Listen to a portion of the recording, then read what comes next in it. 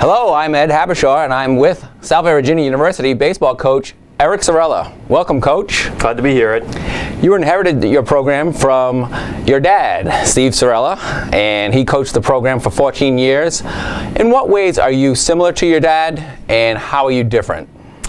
I think we're similar in the human relations side of things. I think, my dad's a good relationship guy, and that's something that is important when you're dealing with families and kids, who are 18 to 22. I think that overall we are very similar, but as he's aged and gotten older, he's softened up a lot. So I find these days that we complement each other more than I guess we're similar. I'm going to turn the screws and ask for a lot of attention to detail and urgency and competitiveness when we practice. And when I do get on guys, I think he's the guy that's there to kind of put his arm around the player, and that's how we kind of work well together.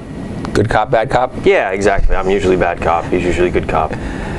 Eric, starting your second full season as the head coach, what did you learn from last year's experience? I think it reinforced the notion that I can't assume that people know something. I have to make sure that they know it, because when you assume that as a coach, you come to find that you were, usually gravely mistaken.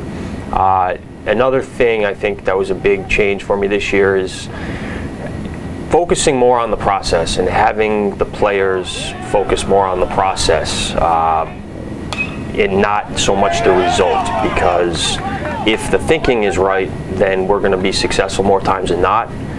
But we get wrapped up in this sport of baseball where failure is going to happen and mistakes are going to happen, and it's never a perfect game. To me, I just wanted to really define the process. Whether you're throwing a bullpen, whether you're fielding a ground ball, whether you're laying down a bunt, there's a method to the madness, and if we're all thinking the right way, then the mistakes are correctable and we can work on executing better. But if we're not thinking the right way, then flip a coin. There's so much to be said for thinking about things the right way, and that's the team that's going to continue to get better as the weather warms up and the snow melts and we find ourselves in big games in April and May. You've essentially recruited the last two Seahawks classes. What is your approach to recruiting? I'm trying to find quality baseball players who are also high character kids, and they want to work and they feel privileged to be here. I think initially it was pitching. I think that was where we were really below average when I first came back, and we've as you'll see this year, there's probably going to be 15 or 20 guys that contribute innings on the mound. And now I'm trying to get more athletic and have a great balance and have some more team depth. So that's really my approach. It's not an exact science, but I know a player when I see it, that excites me, and I want to try and add those guys. And we've gotten lucky with a few of them in this freshman class, and then again coming in next year. Speaking about the freshman class, what newcomers do you anticipate seeing significant playing time? There could be 4 freshmen in the starting lineup on day one. I think Johnny Militano has provided us with a nice, potential leadoff hitter. We can take a little pressure off Ryan Kelly, and hopefully he can hit with guys on base and maybe move down in the order a little bit. Alex Perry is good a hitter as we have on our team, and you're going to see him in the middle of our lineup. Defensively, I don't know where he's going to be, but I know that he'll be hitting, hopefully 3 or 4 or 5. And then you got David Neal, Christian Vargas will handle the catching duties. David is more of an offensive-minded catcher, and Christian has really done a good job with the pitching staff. And again, David could see a host of different positions, but those 4 stick out, and they did a tremendous job this fall for me. And then there's arms that are going to help out, and we'll see where guys emerge. Football player Tommy Seaver has done a tremendous job. He's throwing the ball exceptionally well. Every bullpen gets better, and he could be pitching some big innings out of the bullpen for us. So I'd expect to see 8 or 10 freshmen make contributions at different times, but those are the 5 that really stick out.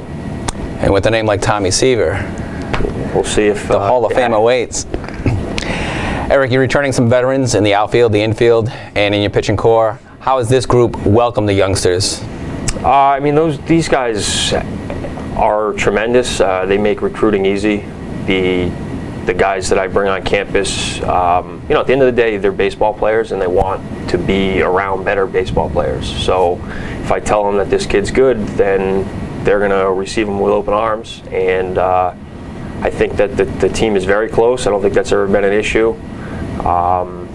Again, they understand that we want to win games and be around kids who have the same common goal and aren't afraid to work, and you know, are tough kids, and you know, that's how received they've been. I have not seen any issues with that, and you know, my returning guys and my captains are very approachable and you know, are good people above anything else.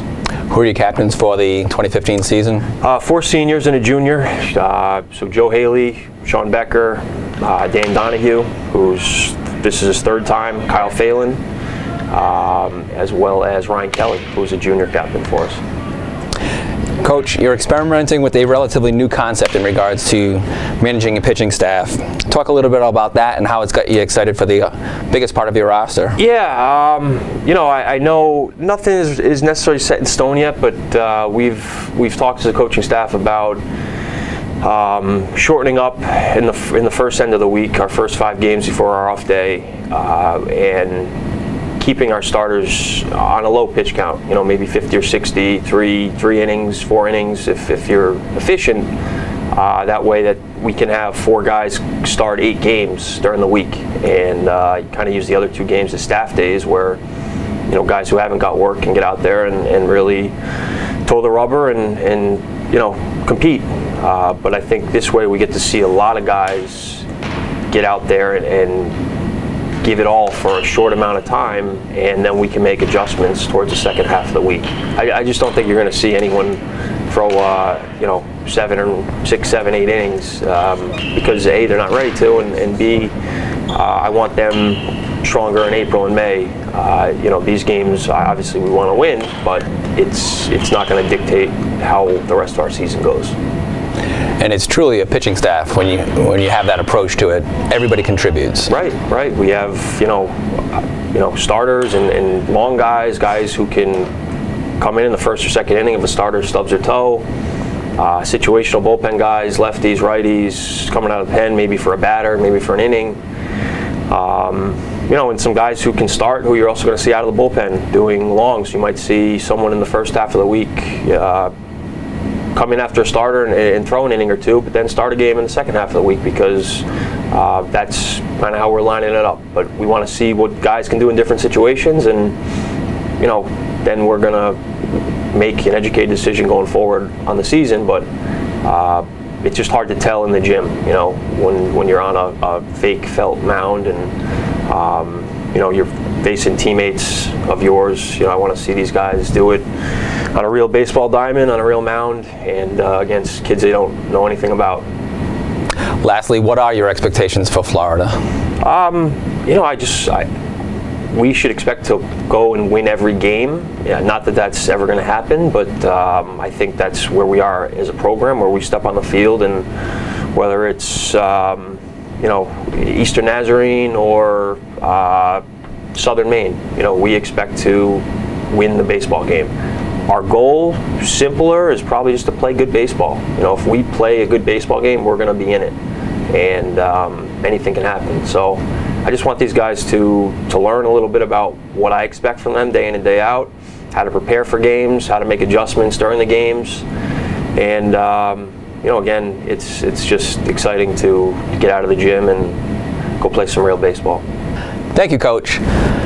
That's Salve Regina University head baseball coach Eric Cirella.